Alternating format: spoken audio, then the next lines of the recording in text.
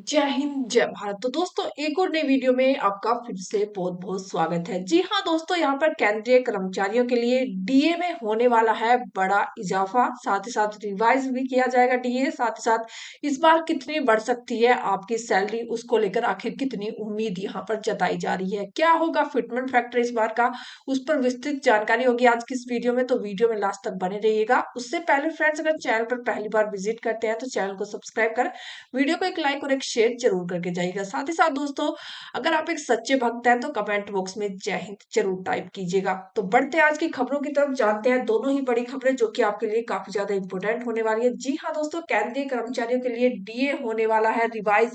इस बार कितनी बढ़ोतरी होगी, कितनी है उम्मीद। जी हाँ दोस्तों, कर्मचारी संघों ने संकेत दिया है कि अगर दिसंबर में महंगाई अधिक रहती है तो डीए में बढ़ोतरी अधिक हो सकती है। सरकार ने जुलाई 2025 से केंद्र सरकार के कर्मचारियों के लिए डीए को 54% से बढ़ाकर 58 कर दिया था, लेकिन अभी जनवरी के डीए का कोई भी अता पता यहाँ पर नहीं है। श्रम और रोजगार मंत्रालय के आंकड़ों के मुताबिक नवंबर 2025 के लिए all India consumer price index for industrial workers 148.2 पर रहा। यह एक ऐसा डाटा था जो सीधे केंद्र सरकार के कर्मचारियों के महंगाई भत्ते और पेंशन भोगियों के लिए महंगाई राहत को कैलकुलेशन में इस्तेमाल होता है।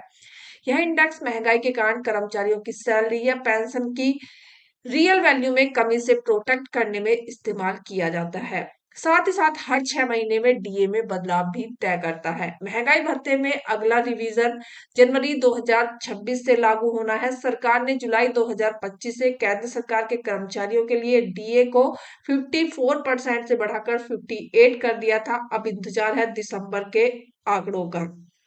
जी हाँ दोस्तों, दिसंबर के AICPI IW डाटा के जारी होने के बाद ही डीए में बढ़ोतरी की घोषणा होगी। कर्मचारी संघों ने संकेत दिया है कि अगर दिसंबर में महंगाई अधिक रहती है तो डीए में बढ़ोतरी भी अधिक हो सकती है। साथ ही साथ जनवरी में डीए में 3 से 5% बढ़ने की उम्मीद यहाँ पर जताई जा रही है। केंद्रीय कर्मचारियों के एसोसिएशन को लगता है कि जनवरी में डीए शायद 3 से 5% बढ़ाया जा सकता है। All India NPS employees federation के प्रेसिडेंट मनजीत सिंह पटेल का कहना है कि दिसंबर के AICPIW को 147 मानते हुए केंद्र सरकार के कर्मचारियों के लिए महंगाई भत्ता 3% बढ़ने की संभावना है। अगर दिसंबर का AICPIW नवंबर के स्तर पर रहा तो डीए 5% तक बढ़ सकता है। हालांकि केंद्रीय कर्मचारियों के लिए इसका आंकड़ा 58% से बढ़कर 61-63% तक हो जाएगा। यानी इस बार जो उम्मीद लगाई जा रही है वो 3 से 5% की लगाई जा रही है। अगर नवंबर के आंकड़ों के मुताबिक दिसंबर के आंकड़े आते हैं तो 5% की सीधे सीधे यहाँ पर बढ़ोतरी डीए के अंदर देखने को मिलेगी। हालांकि अभी ये केवल उम्मीद का कयास है। जनवरी 2026 के लिए डीए में सटीक बढ़ोतरी का पता तब चलेगा जब श्रम और रोजगार मंत्रालय दिसंबर 2025 का AICPIW डाटा जारी करेगा। इसके बाद सामान्य प्रक्रिया के अनुसार केंद्र सरकार मार्च अप्रैल 2025 में जनवरी 2026 से बढ़ने वाले डीए की घोषणा कर सकती है।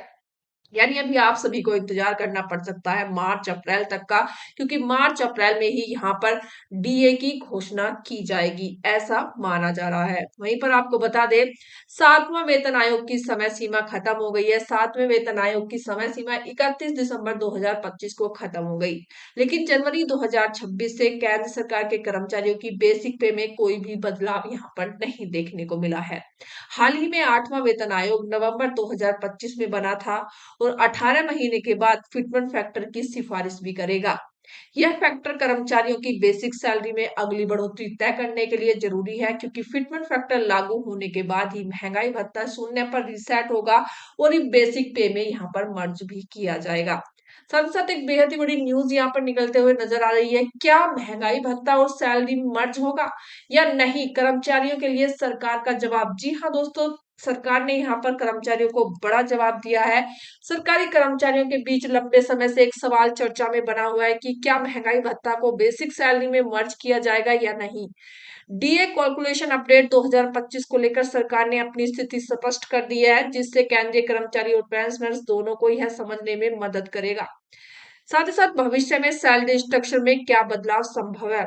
डीए और बेसिक सैलरी मर्ज की मांग क्यों उठती है? महंगाई बढ़ने के साथ डीए लगातार बढ़ता है, जिससे कर्मचारियों की कुछ सैलरी तो बढ़ती है लेकिन बेसिक सैलरी वही रहती है। कर्मचारी संगठन यह मांग करते हैं कि जब डीए एक निश्चित स्तर पार कर जाएगा तो उसे बेसिक पे में मर्ज किया जाएगा, ताकि एचआरए, टीए और पेंशन जैसे लाभ भी बढ़ सके। 2026 में यह मांग फिर से चर्चा में छाई हुई है।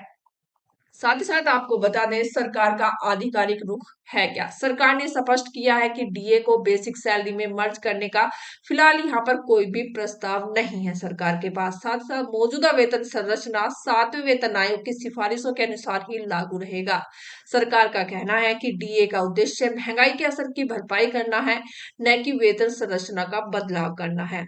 पहले वेतन आयोग में क्या हुआ था? पिछले वेतन आयोग के दौरान यह देखा गया था कि जब नया वेतन आयोग लागू होता है, जब पुराने डीए को बेसिक में समाहित कर दिया जाता है और नई बेसिक सैलरी तय होती है, लेकिन वेतन आयोग के बीच में डीए मर्ज की परंपरा नहीं रही। इसी आधार पर 2026 में भी सरकार ने स्थिति साफ कर दी है कि डीए को बेसिक पे में यहाँ पर मर्ज नहीं किया जाएगा। साथ ही साथ 7वें वेतन आयोग की सिफारिशों में डीए का समय समय पर बढ़ने की व्यवस्था दी गई थी, लेकिन इसे बेसिक पे में मर्ज करने का कोई निश्चित समय नहीं रखा गया था। सरकार का मानना है कि इससे वेतन और पेंशन पर अतिरिक्त वित्तीय बोझ पड़ेगा, जो कि मौजूदा ढांचे में व्यवहारिक नहीं है। साथ साथ डीए मर्ज न होने का मतलब ये है कि कर्मचारी की बेसिक सैलरी वही रहेगी, लेकिन महंगाई के अनुसार डीए लगातार बढ़ता रहेगा। इससे कुल वेतन में वृद्धि होती रहेगी, हालांकि एचआरए और अन्य भत्तों पर इसका सीधा असर सीमित रहेगा। पेंशनर्स के लिए भी डीए अलग से ही जुड़ता रहेगा। साथ ही साथ यहाँ पर विशेषज्ञ अनुसार डीए मर्ज का विषय आमतौर पर नए वेतन आयोग के गठन की समीक्षा ही होता है। 2026 में 8वें वेतन आयोग से जुड़ी कोई प्रक्रिया शुरू होती है तो तब इस मुद्दे को दोबारा उठाया जाता है। फिलहाल निकट भविष्य में डीए मर्ज करने की संभावना कम मानी जा रही है। साथ ही साथ डीए की गणना अब भी all India consumer price index के आधार पर ही की जाती है। साल में 2 बार डीए रिवाइज होता है, जिससे कर्मचारी और पेंशनर्स को महंगाई के असर से राहत मिलती रहती है। 2026 में भी यही व्यवस्था लागू रहेगी, लेकिन जो 7वें वेतन में था वही 2008वें वेतन में भी लागू किया जाएगा, ऐसा सरकार ने कहा है। कोई नई परिस्थितियां यहाँ पर लागू नहीं की जाएंगी। तो फ्रेंड्स, ये थी आज की बड़ी अपडेट, जो कि आपके लिए जान लेना था बेहद ही ज्यादा जरूरी। तो मिलते हैं नेक्स्ट वीडियो में नई खबर के साथ। तब तक के लिए जय हिंद, जय भारत।